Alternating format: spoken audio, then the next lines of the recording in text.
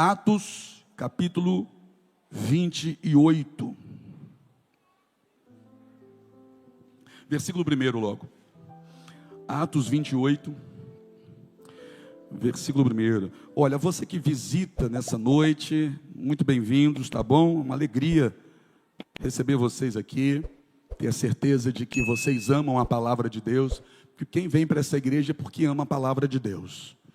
Parabéns por amar a palavra de Deus. A palavra de Deus é cura, é bússola, é dunamis, é força que gera força. A palavra de Deus liberta, transforma, vivifica, santifica, fortalece, levanta, renova, restaura. A palavra de Deus faz tudo. Atos 28, quem encontrou, diga eu. Quem não encontrou, diga espera. Vou beber água enquanto espero.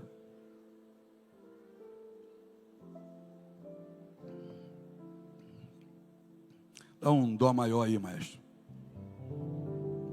Isso que é dó maior? Aquilo que parecia impossível, aquilo que parecia não ter saída. Canta, vai. Aquilo que parecia, mas Jesus mudou. Sou um milagre. De novo, vai. Aquilo que parecia, aquilo que parecia, bem melhor, né? Bem melhor, né? Aquilo que parecia,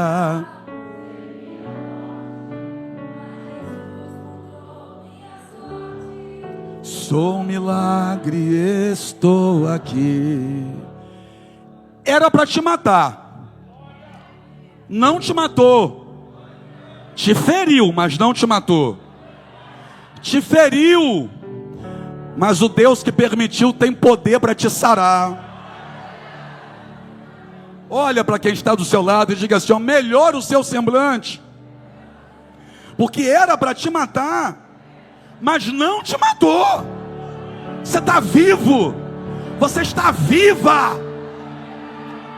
O inferno perdeu. As bocas que se movimentaram contra você vão ter que fechar. Fechar. Vai ter que se calar. Aleluia. Respira fundo, respira. Respira. Está respirando? Está respirando aí, está vivo. Está vivo. Está vivo, está vivo, está vivo. Ah, foram na encruzilhada, foram no cemitério, foram na cachoeira, foram lá naquele lugar, foram tudo em qualquer lugar. Mas olha você vivo, viva. Você é um soco na cara do diabo. Ele não te engole, não desce. Ele te odeia. Porque já tentou de tudo, já tentaram de tudo. Ele já usou pessoas, já usou até gente que você conhece, gente de perto, gente de longe, gente inimigo declarado, gente que tramou pelas suas costas, gente que te abraçava e dizia que era amigo. Ele já usou pessoas de todas as formas para tentar te destruir.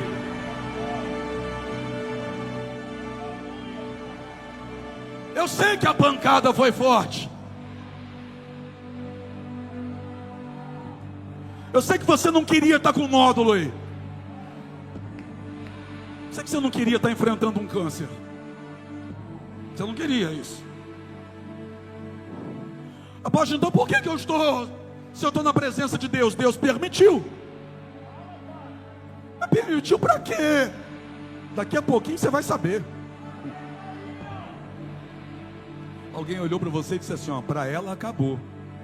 Para ele acabou. Você em algum momento olhou no espelho e disse, não tem mais jeito. Mas aquilo que parecia impossível, aquilo que parecia não ter saída, aquilo que parecia ser sua morte, veio Jesus e mudou. Não é só a Mariá que subiu aqui no altar que é um milagre. Eu estou diante de muitos milagres nessa noite. Vamos ser sinceros, não era nem para você estar aqui. O carro capotou, a moto bateu, não teve jeito. O diabo tentou de tudo, mas olha você no culto.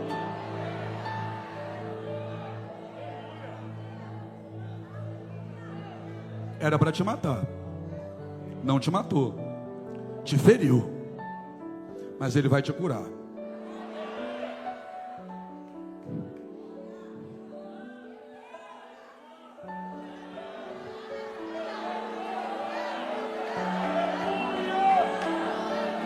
Toda ferramenta preparada contra ti não prosperará, e toda língua que se levantar contra ti em juízo, tu a condenarás. Somente veja com teus olhos, contemple o livramento que te dá o Senhor teu Deus. 1000 cairão ao seu lado, 10.000 à sua direita, mas você não será atingido. Praga nenhuma chegará na sua tenda. Fica tranquilo, você não precisa ter medo da mortandade que assola o meio-dia. O Deus que é contigo te guarda, te livra. O Deus que é contigo te levanta. De fato, Ele corta o laço, Ele quebra o arco. De fato, Ele destrói os carros de... Ei! Dá para entender que Ele abriu o mar para o povo de Deus passar, mas Ele usou o mesmo mar aberto para destruir os egípcios que tentaram perseguir.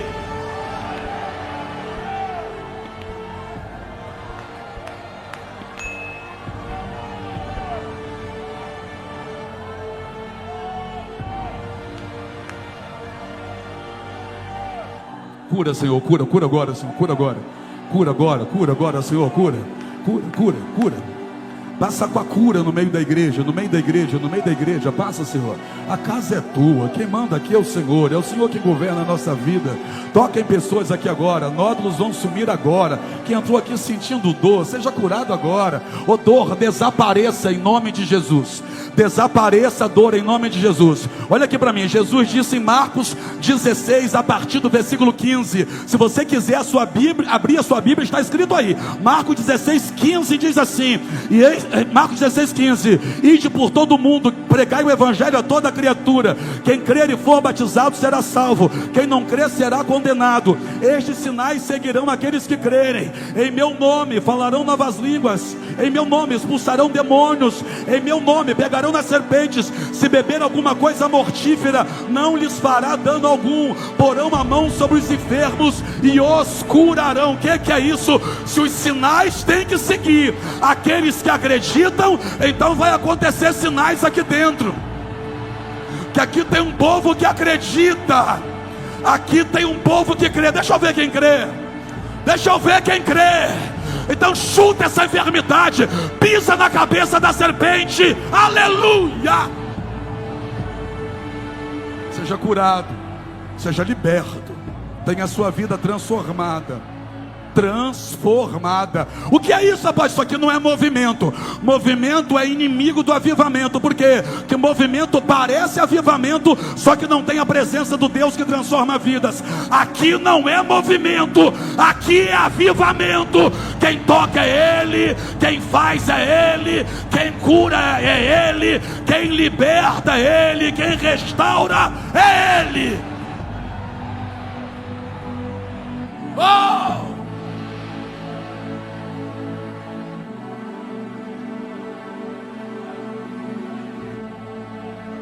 Aleluia. Cura, Senhor. Senhor, só toca e cura. A minha mão não está sobre eles, como o Senhor falou, mas está estendida, e eu sei que a mão do Senhor tem poder para tocar. Onde houver uma enfermidade, arranca ela nessa noite, Pai. Arranca nesse momento, em nome de Jesus. Em nome de Jesus. Quem recebe isso, diga amém. Atos 28. Que tom que é essa música? É ré? Eu vou anotar. Atos 28, versículo 1. E havendo escapado, então souberam que a ilha se chamava Malta.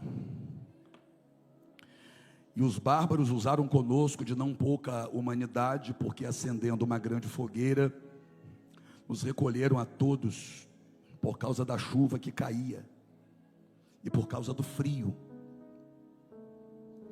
E havendo Paulo juntado uma grande quantidade de vides, e pondo-as no fogo, uma víbora, fugindo do calor, lhe acometeu a mão.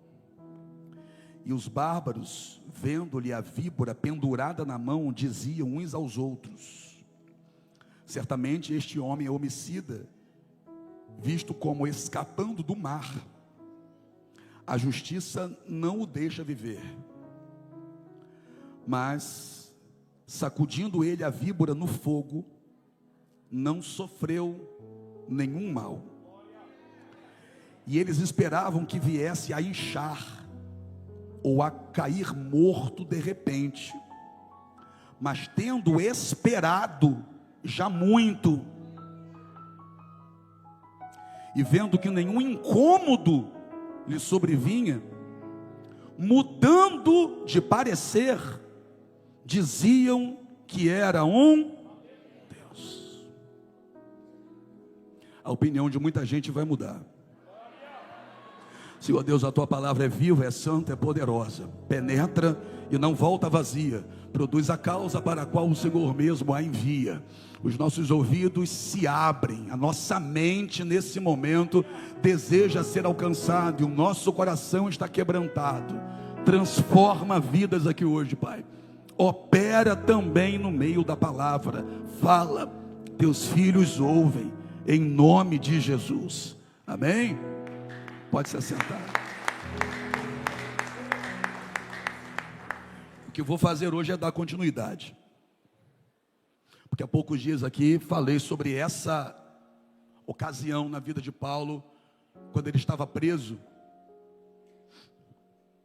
e foi colocado diante dele a possibilidade de ser liberto mediante a pagamento de suborno. Paulo estava constantemente sendo a tentativa de seduzi-lo a apresentar dinheiro para que ele fosse liberto da prisão. Só que Paulo não podia fazer isso. Paulo sabia que o Deus que abriu as portas da prisão para ele em Atos 16, 17, era o mesmo que poderia abrir agora. Paulo entendeu que se Deus não abriu aquela porta, então ele não ia tentar dar um jeitinho para que algum homem abrisse para ele. Ele se manteve firme na posição. Foi agora apresentado a Paulo a possibilidade de ser julgado por César. Paulo então vai ser colocado dentro de um navio, para que dentro de alguns dias ele se apresente lá. E isso era plano de Deus, inclusive. Quando o Paulo entra nesse navio, Paulo não está em uma cabine de luxo, como nos transatlânticos que você vê por aí. Paulo não está sentado em um sofá confortável de uma lancha com 2 motores. Paulo está sendo colocado em uma embarcação bem rústica. Tudo bem que é navio, mas é uma embarcação bem rústica, mas não está nos lugares de honra. Ele é prisioneiro, então Paulo foi colocado no porão do navio. Aí nesse navio que Paulo é colocado, aparece uma outra pessoa que a gente também conhece, que é Lucas, que é quem escreve o livro histórico de Atos dos Apóstolos, que o livro de Atos é o livro histórico do Novo Testamento. Lucas está no navio com Paulo. Só Paulo e Lucas? Não. Tem mais 274 pessoas. Porque ao todo são 276 pessoas dentro desse navio. Mas tem mais alguém que gosta de Paulo dentro desse navio? Tem. Tem um outro moço que gosta muito de Paulo, que também está dentro desse navio, que é Júlio. Júlio é um centurião. Júlio trabalha no exército de Roma. E ele é comandante de 100 soldados. Daí o nome centurião. Ele é um centurião. O ofício dele aqui no navio é garantir que os presos permaneçam lá. Só que Júlio sabe que Paulo é homem de Deus. Parecem que estão em lados opostos, porque Paulo é prisioneiro e ele é o que está comandando os soldados que estão dentro daquele navio para manter os prisioneiros trancados. Só que Paulo vai chegar para Júlio, porque Paulo tem acesso a ele. Porque uma das características de um homem que é homem de Deus é ter acesso a algumas pessoas que outros não conseguem ter. Mas por quê? Porque paga suborno para estar? Não, porque reconhecem que ele é homem de Deus.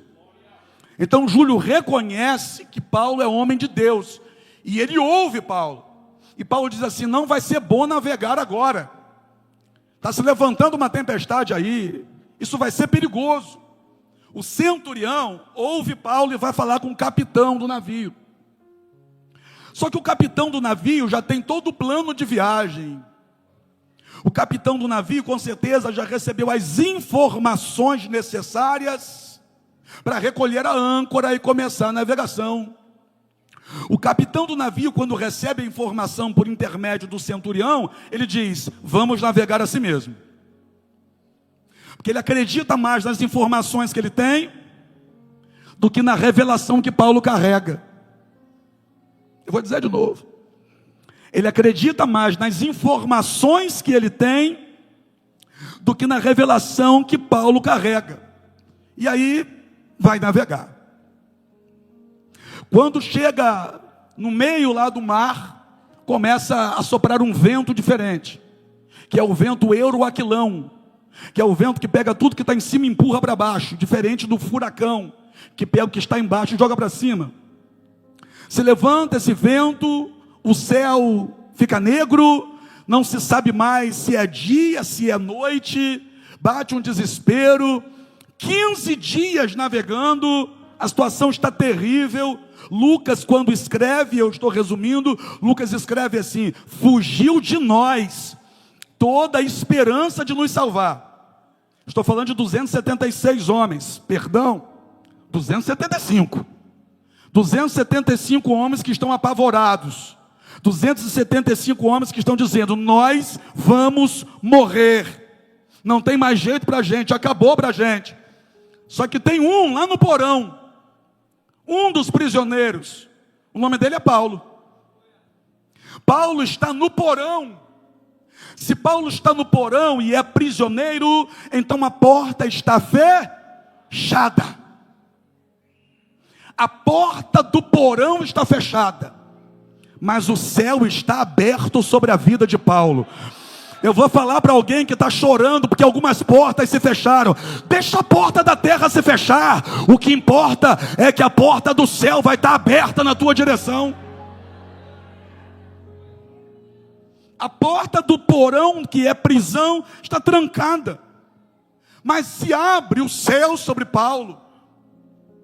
E no meio do caos, da dor, do sofrimento, do pânico, do desespero, onde todos os 275 outros estão dizendo: acabou para nós vamos morrer. Inclusive o capitão está dizendo: não tem mais jeito, eu não tenho mais o que fazer. Nesse momento um anjo desce.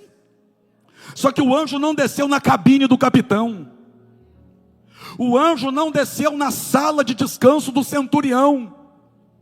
O anjo desceu lá dentro do porão.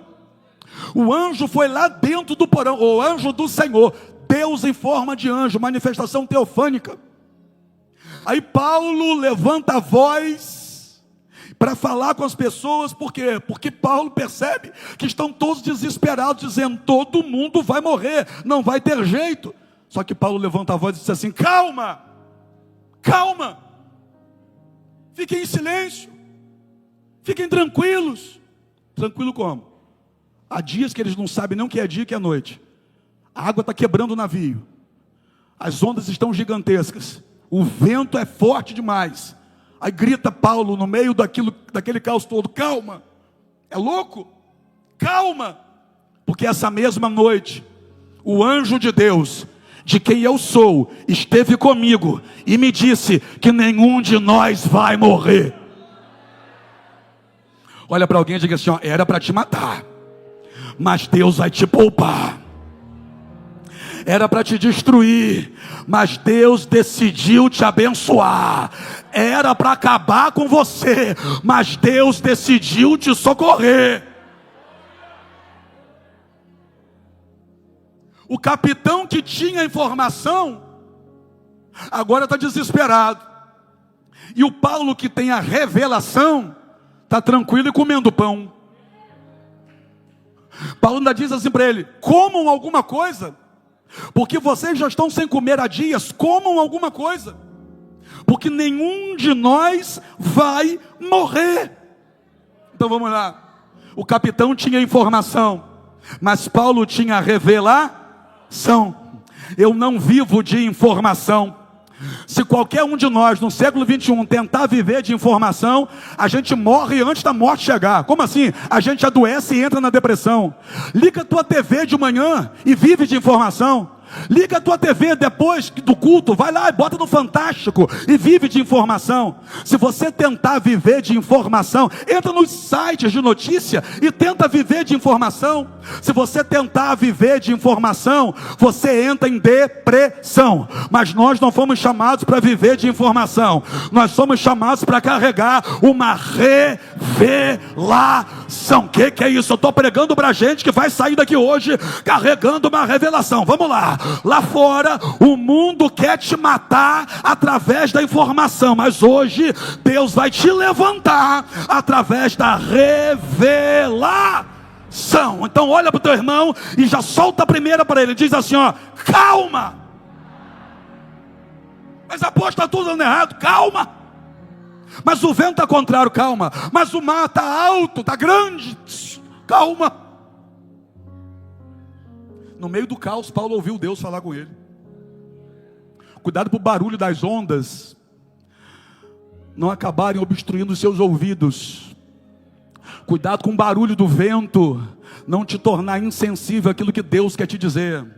Mas eu louvo a Deus que mesmo você enfrentando algumas tempestades, vocês vieram para o culto de domingo à noite para submeter os ouvidos de vocês a um barulho diferente, que não vai ser o barulho da notícia ruim, que não vai ser o barulho de uma maldição proferida contra você, que não vai ser o barulho das vozes lá fora que ficam dizendo que você não vai chegar a lugar nenhum, que para a tua vida acabou, que para o teu casamento acabou. Ainda bem que você saiu de perto desses barulhos e veio para a voz de Deus penetrar na sua mente, no teu coração nessa noite. No meio do caos, estava todo mundo gritando em desespero, mas Paulo teve sensibilidade para ouvir a revelação da palavra de Deus. Sabe o que estava acontecendo com os outros? Pergunta para mim, Michael, o que? Todo mundo ansioso. Todo mundo ansioso. Sabe, um dos maus da ansiedade, sabe qual é? É gerar em nós um medo de um futuro que nem existe. A maior parte das coisas que você já teve medo nunca aconteceu na sua vida. Você estava com medo que acontecesse, mas não aconteceu. Ansiedade faz isso. Ansiedade gera em você um medo de um futuro que nem existe. O diabo fica dizendo para você que vai existir, mas não existe. Mas e a fé? A fé é o contrário disso. O que eu quero dizer é que onde a fé entra, ela anula a ansiedade. Se a ansiedade traz um medo de um futuro que não existe, a fé traz a certeza de um futuro que Deus já preparou. Eu vou repetir, hoje você perde o medo do futuro que nem existe e sai daqui cheio de certeza e com coração feliz por conta de um futuro que Deus já preparou para você. Deus já preparou a restauração da tua família. Deus já preparou a libertação do teu filho. Que é isso? Crê no Senhor Jesus e será salvo tu e a tua casa. Creia. Fé. Fé. Paulo é esse que dentro desse navio decidiu ter fé. Os outros estão tomados pela ansiedade, com medo de um futuro que não existe. Porque o medo deles está fazendo com que eles digam assim: nós vamos morrer. Aí eu te pergunto, eles morreram, sim ou não? Em 2024 você disse, eu vou morrer. Ou você aqui em 2025? Em 2023 você disse, não vai ter mais jeito para mim. Aí veio 2024, 2025, você está aqui olhando para mim. Então você teve medo de coisas que nem existiam. E a fé de Paulo, o que faz? Faz ele tapar os ouvidos para o barulho do vento e da tempestade e abrir os ouvidos para a revelação do Senhor. Aí Deus diz para ele: ninguém vai morrer por sua causa, porque você está aqui dentro desse navio. Ninguém vai morrer. As pessoas que você coloca do seu lado desperta a vontade em Deus de te matar ou de te salvar. Por quê? Vamos falar só de Paulo e Jonas. Porque se Jonas continuasse dentro do navio lá atrás, lá que ele entrou, Deus ia matar todo mundo porque ele estava dentro daquele navio. E aqui Deus decidiu salvar todo mundo porque Paulo está dentro do navio. Então as pessoas que você coloca do seu lado fazem Deus ter vontade de te matar ou de te salvar.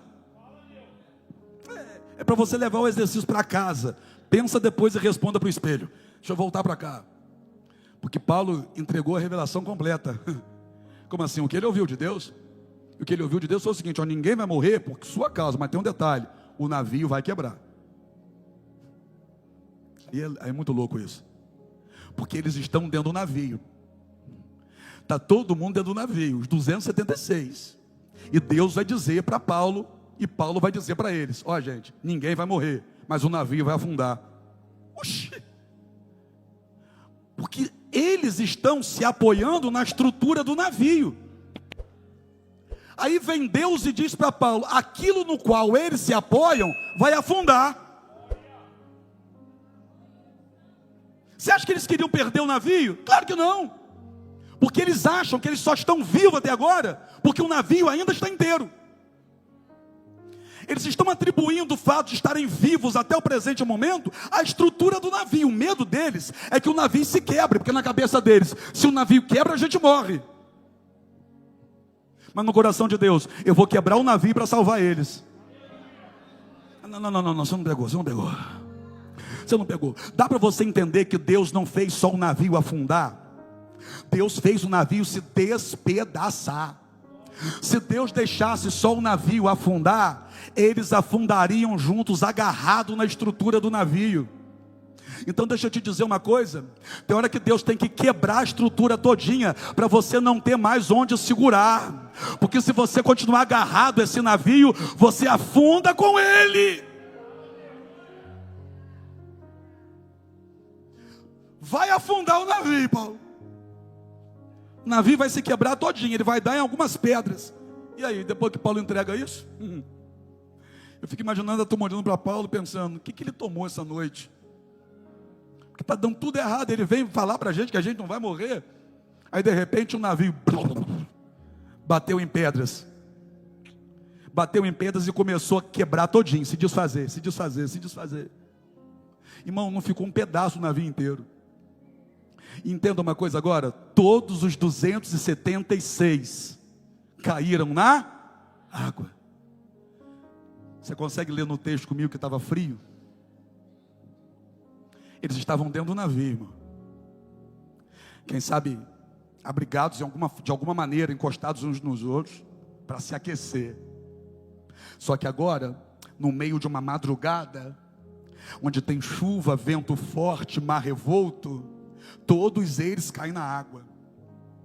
De acordo com o texto, alguns começam a nadar e outros começam a segurar em pedaços de tábua que quebraram do navio. É melhor uma tábua que me faça chegar onde Deus quer me levar, do que ficar agarrado com um navio para afundar. É melhor uma coisa pequena que me leve para frente, do que uma coisa grande que me faça afundar. Você pegou? Deixa eu voltar para o texto. Porque é interessante que eles caem na água. E agora? A turma da saúde aí, como é que aguenta isso? Um frio de madrugada, cair numa água gelada. De acordo com a Bíblia, estava frio. E se a Bíblia está dizendo que estava frio, pensa no frio. Então houve aqui uma oscilação de quê? De temperatura no corpo deles. Eles caíram na água gelada. Caíram na água. Mas você conseguiu ver no texto, o que eu também vi? O quê? A oscilação da temperatura não matou eles. Que doideira é essa? No Titanic todo mundo morreu. Na oscilação de temperatura aqui desse navio de Paulo, Ninguém, nenhum dos 276 morreram. Diga assim: oscilação. Sua vida dá mais subidas e descidas? Tem muita oscilação na sua vida? Eu não sei quantas oscilações você já sofreu ao longo da sua história, mas eu sei de uma coisa: você está aqui no culto. Então, se você está aqui no culto, nenhuma das oscilações que a sua vida teve foi capaz de te matar, porque você tem um negócio chamado promessa.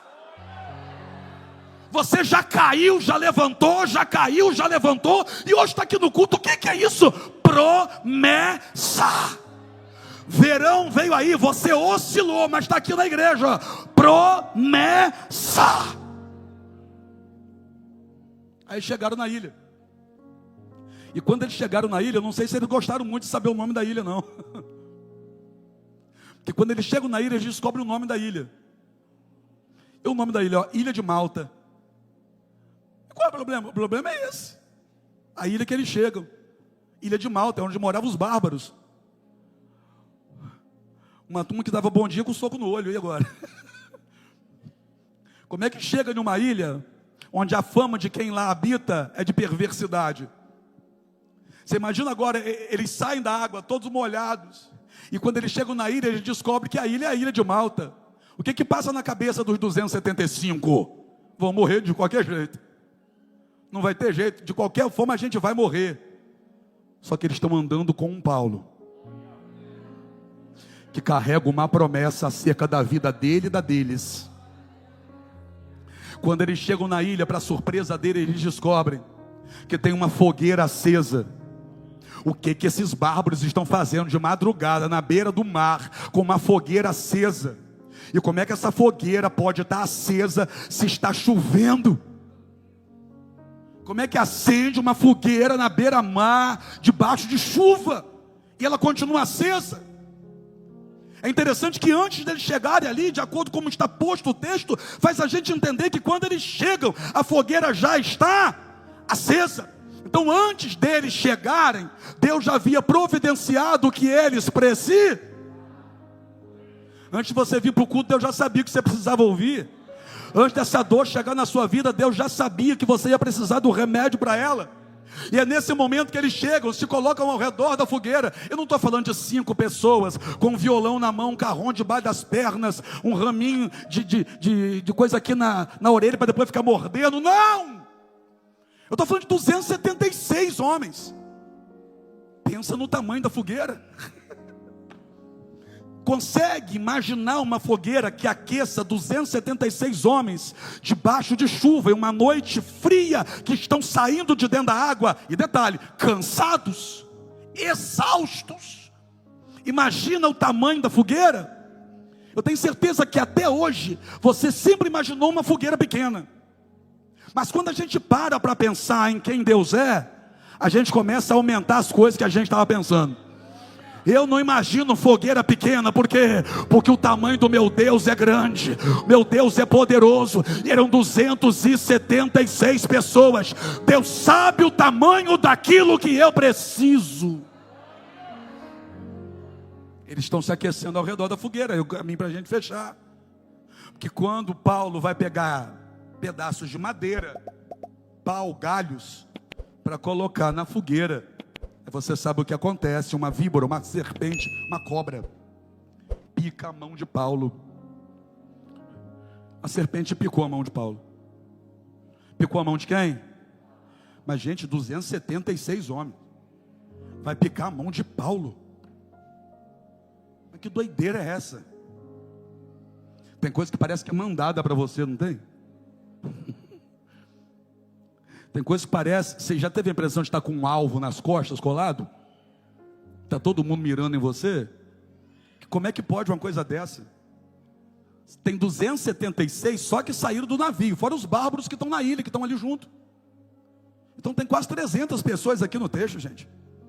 Tem quase 300 homens ali. E a serpente acha exatamente a mão de Paulo. Por quê? Pergunta para mim, por quê? Porque foi Paulo que pegou o graveto. Você já vai entender. Foi Paulo que pegou o graveto. Se Paulo não tivesse estendido a mão para pegar o graveto, a cobra não teria picado a mão dele. Por que o senhor está falando isso? Só é atacado quem se levanta para fazer alguma coisa. Você está sendo atacado? Parabéns. Estão te atacando no trabalho? Parabéns.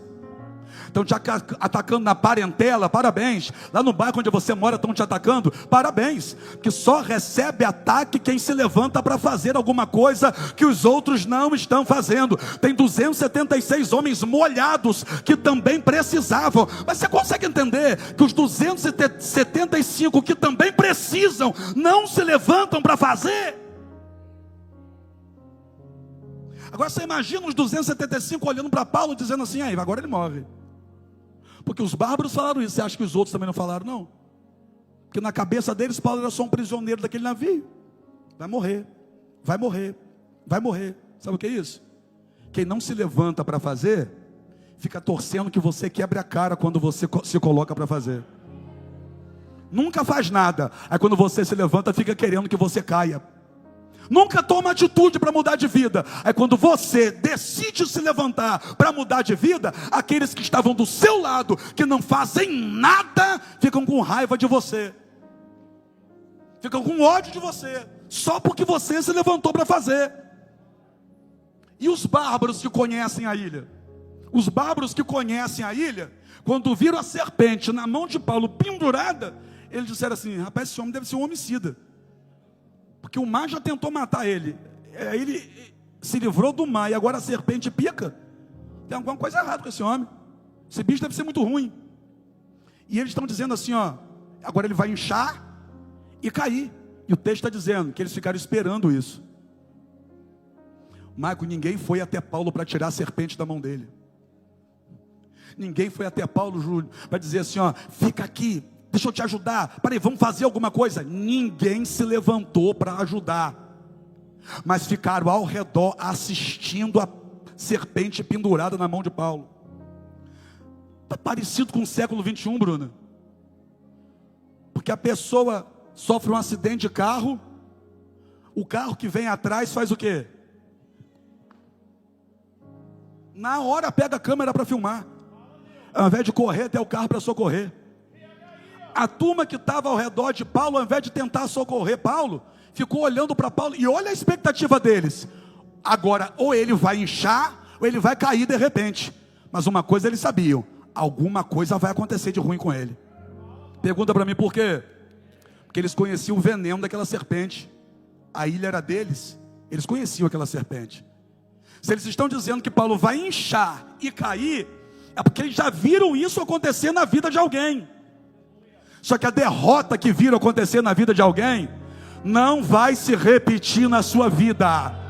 Ah, mas o filho da outra lá deu errado, mas o seu vai dar certo. Ah, mas o casamento de mamãe acabou, mas o seu vai continuar. Agora é o seguinte, irmão: serpente tem veneno.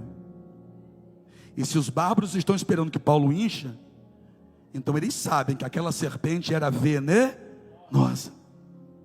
Você percebe que Deus permitiu que a serpente picasse a mão de Paulo? Eu amo esse Deus, porque Deus não livrou Paulo da picada da serpente.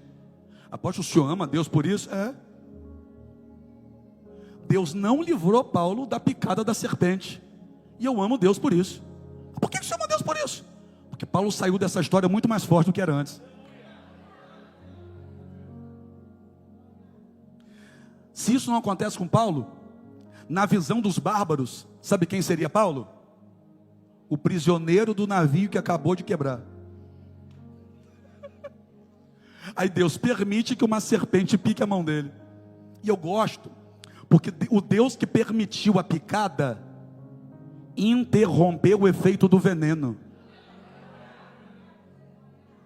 Era para te matar, mas não te matou. Te feriu, mas Deus vai te sarar.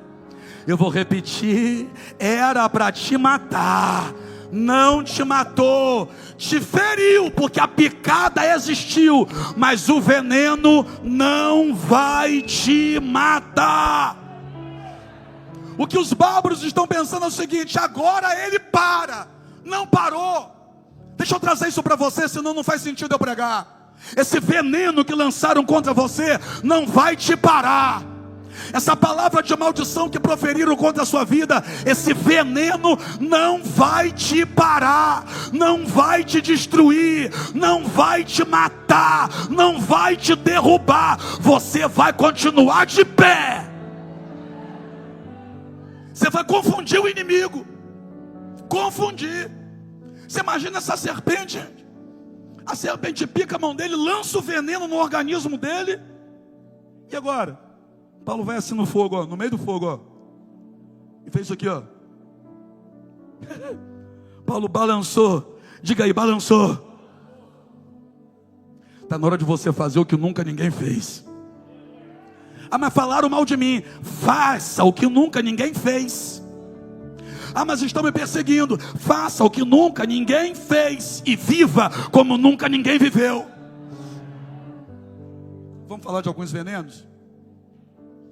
Ingratidão. Que isso, apóstolo? Ingratidão é um veneno, Patrick, que tem muito no meio dos crentes. Você quer ver um povo no meio dos crentes que mais sofre ingratidão? Pergunta quem? Pastores. Você não tem noção de como pastor sofre ingratidão. Por quê? A pessoa chega aqui quebrada, destruída, sujo, igual pau de galinheiro, com a vida financeira arrebentada, com o casamento destruído. Aí pede ajuda a gente. A gente ajuda a se limpar, ajuda a se levantar, leva para o gabinete, faz visita, aconselha, levanta de madrugada para orar, intercede, jejua pela pessoa.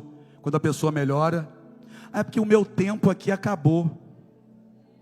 Ah, entendi, praga ruim. Que é isso, apóstolo? Ingrato. Ingrato.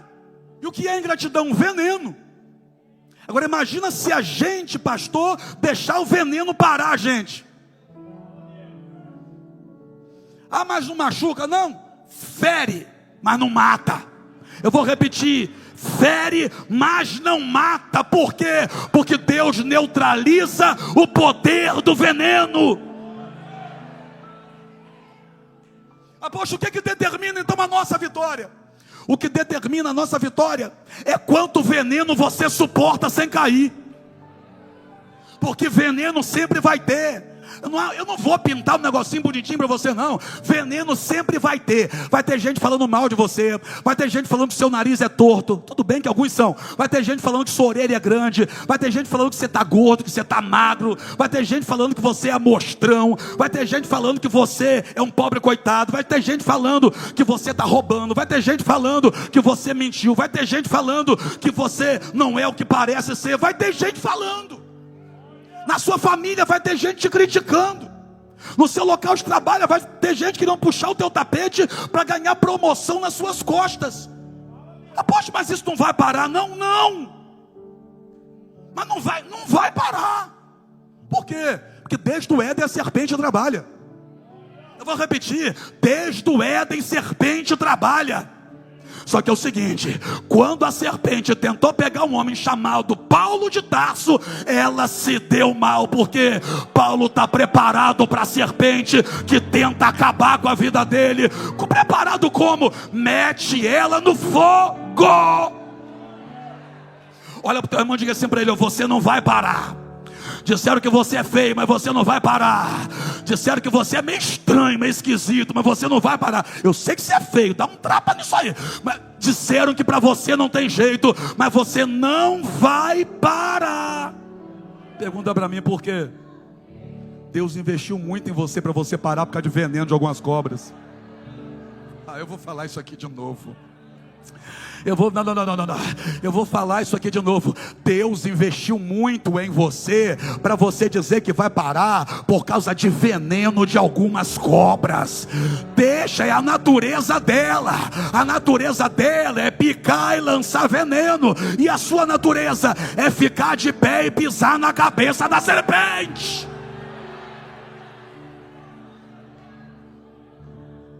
Não tenta ensinar a cobra a ser ovelha. Não tenta ensinar Judas a ser João. Não tenta. Encontre o comportamento correto para lidar com João e o comportamento correto para lidar com Judas. Olha para o teu irmão e diga assim para ele: doeu? Picou Paulo na mão. Doeu. Alguém aqui já foi picado por cobra? Maico já foi. 4 vezes, Maico? Que perseguição, é, Maico? Que perseguição é essa, Maico? Você caiu no ninho das cobras, Maico? Maico já foi picado. Vou andar com você mais não, Maico. Você atrai cobra. Maico foi picado por cobra 4 vezes. Ô Maico, deixa eu me afastar um bocadinho. Doeu? Doeu, Maico? Mas tu morreu? Não. Doeu, mas Deus paralisou o efeito do veneno. Você foi traído, mas está vivo. Deus paralisou o efeito do veneno. Você foi deixado de lado, mas está no culto de domingo. Deus paralisou o efeito do veneno. Tentaram furar teu olho, mas você está de pé. Deus paralisou o efeito do veneno. Mentiram, traíram você, decepcionaram você, mas você está no culto de domingo à noite para pisar na serpente, porque doeu, mas Deus paralisou o efeito do veneno. Só quem crê nisso fica de pé para a gente adorar.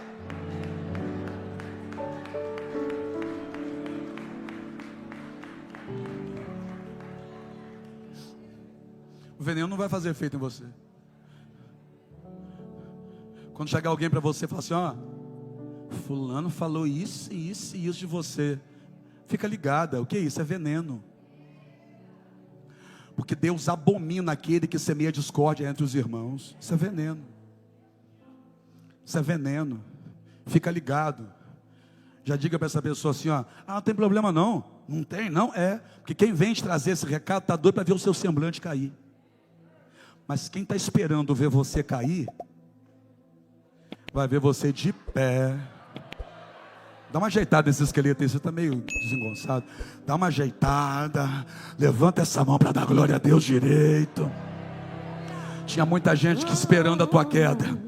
Muita gente achando que você não ia aguentar a última bancada. Muita gente dizendo assim, ó: epa, para ela não tem mais jeito não. Vai ter que mudar o discurso. Quem olhou para Paulo e disse assim, ó: esse homem deve ser um homicida. Agora está vendo Paulo de pé e vai dizer assim, ó: esse homem deve ser um Deus. Paulo não era Deus. Nunca foi, nunca ia ser. Nenhum de nós aqui é.